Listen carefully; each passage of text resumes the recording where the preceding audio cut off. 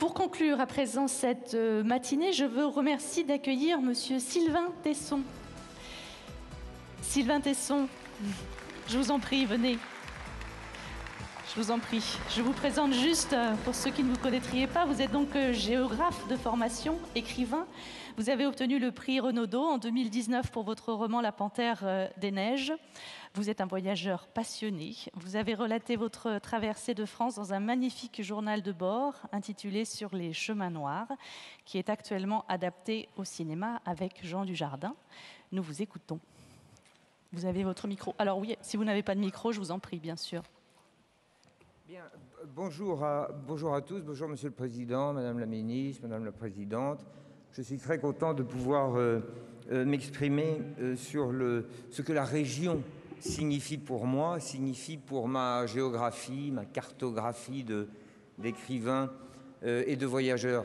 J'ai assisté aux interventions des orateurs, des tribuns, allais-je dire, mais des intervenants plus exactement ce matin, et j'ai compris quelque chose qui corrobore tout à fait la naïve impression que me faisait cette éternelle confrontation entre l'État, le centre, la grande matrice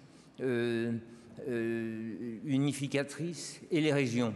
Ce qui a été dit finalement ce matin, c'est qu'il y avait quelque chose qui était disposé, qui était là, qui était présent, qui s'appelait la région, avec une espèce de patrimoine de force en vivier, en dormance, comme une nappe d'hydrocarbures prête à jaillir, mais que quelque chose étouffait. Et quand j'entendais François Baroin me parler de l'obésité de l'État, quand j'entendais Madame Carole Delga évoquer la confiance que les Français faisaient à la région, quand j'entendais M. Michael Delafosse se plaindre de l'écrasement des procédures qui empêchaient les projets, je pensais, mais comme vous tous, enfin en tout cas tous les jeunes, très jeunes qui sont ici et qui passent leur temps à lire Gargantua de Rabelais, le chapitre 6, où Gargantua s'assied, obèse, énorme, sur les tours de Notre-Dame et empêche les cloches de sonner. Alors voilà, ce qui a sonné, moi, à mes oreilles ce matin, c'est cette présence d'une force en puissance et cet écrasement. Pourquoi est-ce que je vais vous parler des régions? Parce qu'il m'est arrivé un événement dans ma vie, une aventure que j'ai racontée dans un livre et qui est finalement mon salut, le salut non pas de mon âme mais de mon corps, de mon être, par la pratique du territoire, de la campagne française, de la nature, de ce qu'on appelle aujourd'hui, je ne sais pas très bien, comme si on était dans une espèce de guerre du Proche-Orient, de ce qu'on appelle les territoires. Je ne sais pas s'ils sont occupés, je ne sais pas par qui. En tout cas, moi j'aime mieux dire la campagne française, quoi. Ce qu'on appelait autrefois la province, mais apparemment, parce qu'on a mal lu Pascal et les provinciales, on a l'impression que la province est un mot désobligeant, alors qu'en fait c'est un mot superbe. Alors moi j'ai été sauvé profondément par la nature française. Pourquoi? Parce qu'il y a 6 ans, j'ai vécu un grave accident, une chute, j'ai été donné pour mort, 26 fractures, ce qui est trop pour un seul homme, et c'était en l'année 2014, et j'ai passé 5 mois à l'hôpital, je me suis relevé, les médecins pensaient que je ne pourrais plus marcher, et j'ai décidé de reconquérir, non pas ma vie, mais ma vitalité, en marchant, parce que je savais ce que la marche procure au corps, physiologiquement, anatomiquement, spirituellement, intellectuellement. Je savais que la marche était une occasion de se ressourcer. Et il se trouve qu'il est tombé dans mes mains, lorsque j'étais à l'hôpital, un rapport que vous connaissez bien, qui était le rapport que Manuel Valls avait commandité en l'année 2015, un rapport sur l'hyper-ruralité. On était là 3 ans avant la crise des Gilets jaunes, mais on était en 2015, 8 ans après la parution du livre de Christophe Guilly sur les fractures françaises, où il avait émis ce concept et cette théorie de la France périphérique qui a fait florès depuis. Et ce rapport sur l'hyper-ruralité française indiquait qu'il y avait des zones, vous connaissez le problème, qui étaient trop enclavées, des bassins d'emploi trop inactifs, un asphaltage des routes déficient, une mauvaise connexion au Wi-Fi. La puissance centrale, celle dont on parle ce matin, c'est-à-dire l'État parisien, en quelque sorte disait aux populations des territoires périphériques: n'ayez crainte, mesdames et messieurs, nous arrivons. Il y a toujours évidemment une arrière-pensée dans un esprit étatique qui veut développer sa région et qui veut développer les périphéries. Ne soyons pas naïfs. L'État ne fonctionne pas comme une puissance philanthrope. Quand elle construit une école et quand elle aménage une gare de chemin de fer dans une région enclavée, il y a toujours derrière l'école, derrière l'hôpital et derrière la crèche, un hôtel des impôts et peut-être parfois une gendarmerie. Mais enfin quand même, il y avait cette idée que la France de l'hyper-ruralité correspondait vraiment à un problème.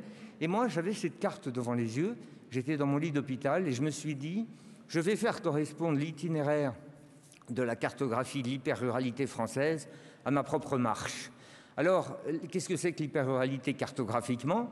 Ça n'est plus que la Datar, dans les années 1970, avait élaboré la diagonale du vide, vous vous souvenez, qui allait des Vosges aux Landes et qui était purement fixée sur les critères démographiques.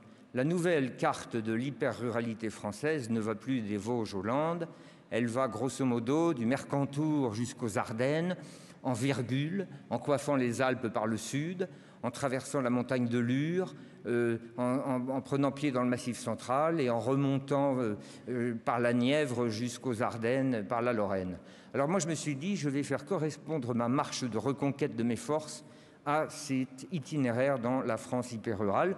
Pourquoi ? Parce que ça allait me donner l'occasion de penser mes plaies en restant dans des territoires oubliés, des chemins creux, des chemins de côté, des chemins silencieux, et parce que quand on essaie de reconquérir sa santé, il faut pratiquer le meilleur remède qui est le silence.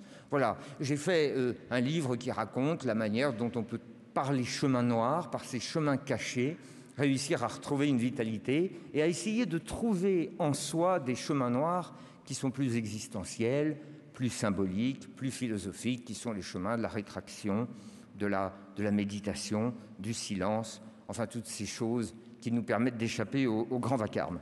Alors je précise, et j'arrête avec cette histoire de ma petite aventure personnelle, il me restera 10 minutes pour vous expliquer ce que la région a signifié pour moi au cours de cette marche qui a duré 4 mois et qui m'a emmené du Mercantour jusqu'au Cotentin. Il me reste à dire une toute petite chose, mais que vous avez précisé, madame, c'est qu'aujourd'hui, ce livre, qui s'appelait « Les chemins noirs », est transposé au cinéma. C'est Jean Dujardin qui incarne mon rôle, c'est Denis Imbert qui réalise le film, et il y a une société de production, Radar Film, qui se met en contact aujourd'hui avec les territoires, les régions, les départements, les mairies, pour faire passer Dujardin dans ses chemins. Et moi, je suis très heureux, parce que ça va permettre de montrer, sans doute à un public plus large que celui de mon livre, de montrer cette espèce de richesse extraordinaire qui peut non seulement fédérer les hommes, les regrouper et les vitaliser, mais qui peut aussi sauver les individus en peine, comme celui que j'étais il y a quelques années. Alors je me suis appuyé, pour faire ce voyage, sur un miracle qui vous concerne et qui reprend un certain nombre des éléments qui ont été évoqués ce matin. Je me suis appuyé sur la cartographie au 25 millième. Nous possédons une chance inouïe dans ce pays, pour une somme modique, pour 10 €, un paquet de cigarettes, nous avons la couverture intégrale de notre territoire à l'échelle militaire. Depuis que les archives de l'Institut géographique national fondé par Napoléon ont été déclassifiées après la guerre, après la Seconde Guerre mondiale, et ont été rendues en libre accès au public. C'est extraordinaire car se déploie devant nos yeux une cartographie artistique très belle qui permet justement de sinuer dans l'archipel de la recomposition du paysage français. Quand on ne veut pas traverser les Acs et les Up, on ouvre une carte au 25 millième et on peut tracer ces chemins noirs en circulant dans l'archipel. Le deuxième intérêt de ces cartes au 25 millième, c'est un intérêt historique qui est donné par la toponymie. La toponymie, c'est la science des noms de lieux. Vous vous souvenez de la phrase extraordinaire d'Yves Lacoste, le géopoliticien qui a été mon maître. Yves Lacoste, dans les années 60, au moment de la décolonisation, disait « La géographie, ça sert d'abord à faire la guerre. » Eh bien, une fois que la guerre a été faite, une fois que l'histoire s'est tue, eh bien, l'histoire, ça sert à donner des noms à la géographie. Et c'est ça, la toponymie. Et par un hasard extraordinaire, à chaque fois que j'ai marché pendant ces 4 mois du Mercantour au Cotentin par les chemins noirs de l'hyper-ruralité, ça j'ouvre une parenthèse douloureuse, mais je n'ai cessé de tomber sur des noms qui nous ramenaient aux racines chrétiennes de la France. je ne cessais de traverser des endroits, des lieux-dits qui s'appelaient Notre-Dame-des-Prés, Notre-Dame-des-Neiges, Notre-Dame-des-Champs, Notre-Dame-des-Troncs, Notre-Dame-des-Falaises, Notre-Dame-des-Torrents. Et je me suis dit que heureusement que les comités de laïcité qui s'acharnent avec des pieds de biche à déboulonner les traces d'une certaine ancienne histoire, heureusement qu'ils n'ouvrent pas les cartes au 25 millième et qu'ils se privent de faire de la randonnée parce qu'ils auraient des attaques d'apoplexie idéologique en se rendant compte combien le territoire français est littéralement structuré par quelque chose qui s'appelle l'histoire. Maintenant, les régions. Qu'est-ce qu'il m'est arrivé quand j'ai fait cette marche de 4 mois à raison de 30 km par jour? Je me suis aperçu, mais je m'en suis aperçu physiquement, vous allez trouver que c'est très banal et que c'était vraiment pas la peine de se jeter par la fenêtre et d'essayer de reconquérir sa force par une rééducation par la marche pour arriver à cette constatation. Je me suis aperçu, et je l'ai vécu, cet extraordinaire miracle français, mais qui fait aussi sa peine, sa grandeur et sa servitude, de la marqueterie géographique. Cette incroyable mosaïque, ce manteau d'arlequin que Fernand Braudel, dans son livre « L'identité de la France », publié en 1984, et là, ouvrons une parenthèse et précisons qu'au moment où il a appelé son livre « L'identité de la France », étonnamment, à cette époque, ça n'a pas créé de dissension ni de débat dans le pays. En 1984, la phrase « Identité de la France » n'écorchait ni les larynx de ceux qui le prononçaient, ni le tympan de ceux qui l'entendaient. Fernand Braudel, dans L'identité de la France, décrit les effroyables morcellements de la France. Il va plus loin, il dit les émiettements obstinés. Il regarde la France en géographe, il voit un pays qui fait conjuguer la cigogne et le flamant rose, le saxifrage boréal et le mimosa, le calcaire urgonien des Calanques et le schiste des Vosges, et il ne comprend pas comment la France a réussi cet extraordinaire miracle d'unifier ce manteau d'arlequin. Alors, il y a un autre mot dont je m'apercevais au fur et à mesure que j'avançais à raison de 30 km par jour et que je voyais, que je traversais des univers qui changeaient au fil de mes pas et à la vitesse du pas humain. Alors, au fur et à mesure que je traversais cet effroyable morcellement, je me rendais compte de ce que voulait dire le terroir. C'est un mot superbe qui est une spécificité de notre pays.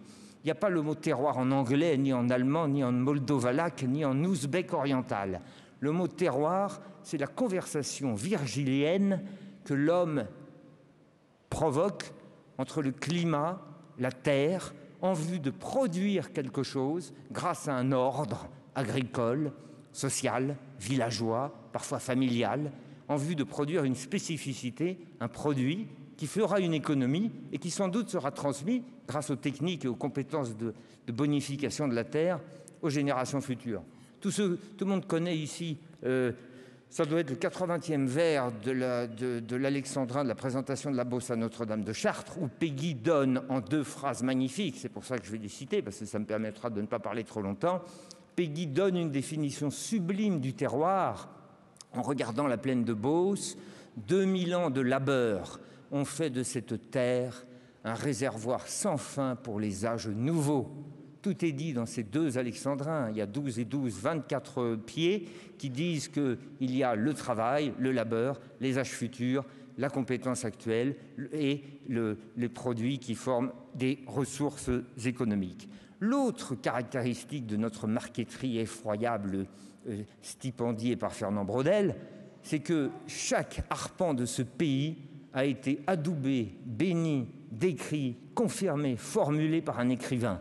Quand on ouvre une carte de Vidal de la Blache, on voit d'abord une carte de littérature. Il n'y a pas un arbre qui n'ait pas été l'objet dans ce pays, dans cet hexagone bizarre, qui ait été l'objet d'un roman. Alors évidemment, on pourrait d'ailleurs continuer pendant des heures. Je pourrais torrentiellement citer, après Giono en Provence, Maupassant en Normandie, Pierre-Jacques Ézélias des Chateaubriand en Bretagne, Marcel Aimé chantant la splendeur des filles de Poligny, je pourrais citer Pierre Benoît dans les Landes, on pourrait même citer Chardonne dans la Charente, parce que la littérature excuse les errements idéologiques. On pourrait citer tous ces extraordinaires écrivains qui ont donné une autre vie à la vie réelle, qui ont permis à la région d'avoir une double vie, une vie sur le plan organique et une vie sur le plan littéraire. Et là, on en revient à une idée qu'il faut à tout prix combattre, c'est que cette littérature-là, de même que la culture régionale, est un régionalisme. C'est faux. C'est faux. Il n'y a rien de plus universel, et c'est quelque chose de très important à souligner, il n'y a rien de plus universel que la spécificité régionale. Et la littérature régionale le dit. Souvenez-vous de la phrase du poète Miguel Torga, portugais, qui disait « L'universel, c'est le local moins les murs ». Cette phrase pourrait être une devise absolue pour tous les territoires français et pour toutes les régions. L'universel, c'est le local moins les murs. Personne ne peut dire que Giono est un écrivain régionaliste. C'est un écrivain universel qui s'adresse à tous les hommes autant que Cervantes avec son Don Quichotte. Alors voilà, moi je traverse cette France, je vois la marqueterie effroyable de Fernand Braudel et je me dis comment est venu ce miracle extraordinaire de réussir à faire l'unité de ce pays. C'est le vieux problème français, c'est tout ce qui a été évoqué ce matin ramène à cette question de l'État unificateur qui a réussi à unir l'effroyable marqueterie, l'effroyable morcellement de Braudel, d'autant plus que nous autres Français avons un goût que je partage, je ne fais aucun jugement, avons un goût magnifique, on en a même fait une esthétique, on en a fait une métaphysique pour la discorde, pour la détestation de l'autre. C'est un pays extraordinaire qui est à la fois un manteau d'arlequin et qui est peuplé de gens qui se combattent les uns les autres. Comment a-t-on pu faire une unité avec 80 rois, 5 républiques et un empire? Nous avons réussi grâce à l'idée de l'État, qui est une dynamique, qui est une idée, qui est une proposition, qui n'est pas uniquement ce que nous fûmes, mais qui est ce que nous ferons. Nous avons réussi à nous unir et à donner raison à la magnifique conclusion de l'histoire de France de Michelet à la fin de sa somme. Michelet dit « L'idée a triomphé du réel ».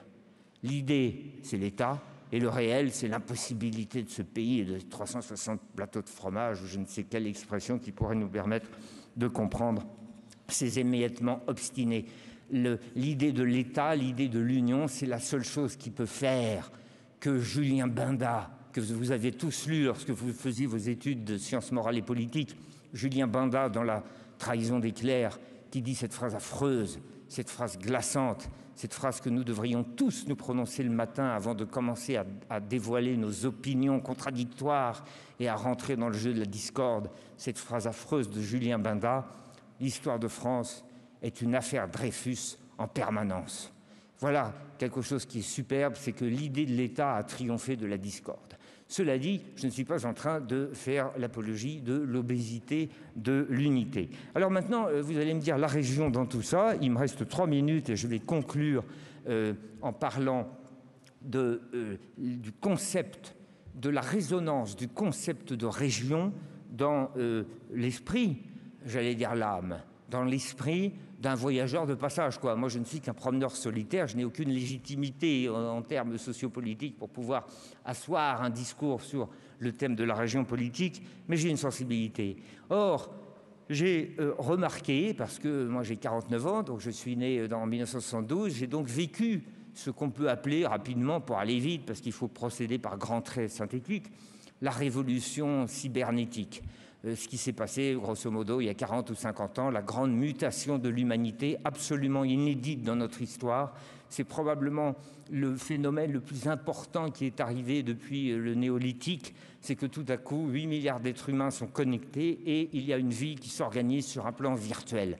C'est absolument à la fois effroyable et fascinant. C'est ce qui nous arrive. Or, cette mutation, ce nouvel ordre, appelons-le l'ordre cybermercantile, pour montrer qu'on n'est pas tout à fait enthousiaste.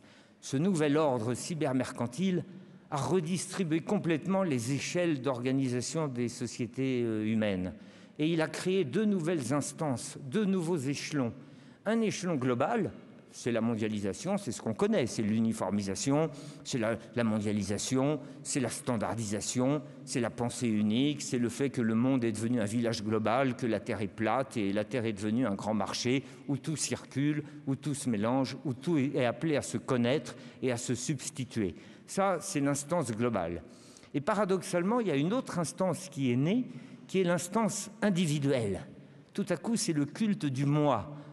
à mesure que la société, que le collectif est en train de se dissoudre dans une grande matrice unique, alors à ce moment-là, l'individu connecté à son écran prend du poil de la bête. C'est un phénomène que tous les philosophes de ces derniers temps et les anthropologues ont très bien analysé et superbement étudié. D'un côté, le global et de l'autre, le moi, le culte du moi et la disparition des spécificités nationales. Le grand dindon de la farce de ces deux instances nouvelles, c'est-à-dire l'homme individuel, replié sur lui-même, sorti de la généalogie, qui croit que l'année zéro du monde a commencé avec son année de naissance, ça c'est d'un côté, et de l'autre, la grande matrice globale. Eh bien, il y a un échelon intermédiaire qui a beaucoup pâti de cette nouvelle distribution, c'est l'échelon national. C'est l'échelon national, il a eu son heure de gloire, peut-être en a-t-il suffisamment soupé, 19e, 20e siècle, l'heure de gloire des États-nations. Mais aujourd'hui, c'est très compliqué pour une nation de continuer à se volatiliser par le haut dans une espèce de délégation de son pouvoir à des instances qui le surplombent et de se disséquer et de se diffracter par le bas et de s'atomiser par le bas dans une archipélisation des sociétés qu'il est censé contrôler. Alors que faire ? Eh bien, c'est là où, à mon humble avis, la région a quelque chose à dire. Parce que la région est une sorte d'échelon intermédiaire, d'échelon médian, qui reprend une importance fantastique. Elle lutte contre les deux désagrégations, contre le repli de l'individu qui devient ce que le philosophe allemand Peter Sloterdijk appelait magnifiquement un rhizome. Les hommes sont devenus des rhizomes autosuffisants, autogénérés. Ils sortent de l'histoire, ils sortent de l'enracinement, ils sortent de l'idée de famille, ils sortent de la transmission verticale. Moi, c'est le culte du moi, sans le génie de Barès. C'est le culte du moi avec tout ce qu'il a de replié sur lui-même. Et puis, contre la volatilisation de la substance nationale par le fait de confier les grandes possibilités à des institutions qui surplombent l'État, eh bien, entre les deux, il peut y avoir la région. Parce que la région, et ça je m'en apercevais quand je marchais vers le Cotentin, pas à pas, avec mon corps qui était très abîmé, mais qui se regonflait par la marche, la région continue, me disais-je, à être le conservatoire de la langue, d'un territoire, d'un passé, qui permet de n'être ni soi, ni tout le monde, ni le petit moi, ni le grand global. Il y a la région. Elle peut continuer à incarner ce réservoir organique de données géographiques, linguistiques, culturelles, dont une nation, ensuite, a besoin pour créer son propre récit. Alors, voilà ce que je me disais en marchant. Et puis, je conclurai en me disant qu'il y a quelque chose qui est très intéressant, je l'ai beaucoup entendu ce matin, c'est que je m'aperçois que tout ce qu'ont dit les orateurs depuis quelques heures prouve qu'il y a une réflexion qu'on pourrait mener sur le pouvoir effectif, performatif, opératif du président de région. Un président de région, me semble-t-il, peut incarner assez rapidement une intention en une action directe, avec un principe d'efficacité, un principe performatif, avec toute une chaîne de causalité de commandement qui fait que l'idée devient un fait, l'intention devient une loi et le programme devient une réalisation. Ça, c'est le pouvoir effectif. Mais le président de la République a-t-il le même pouvoir performatif ?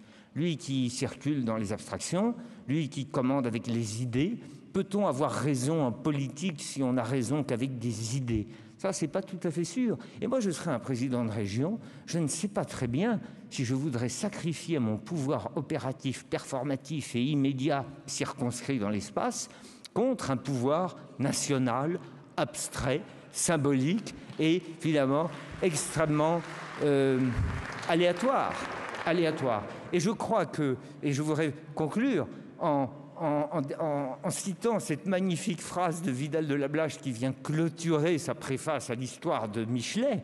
Souvenez-vous que Vidal de la Blache dit « L'homme croit qu'il est le régent de l'histoire », ça c'est le président de la République, alors qu'il est d'abord le disciple du sol, ça c'est le président de région.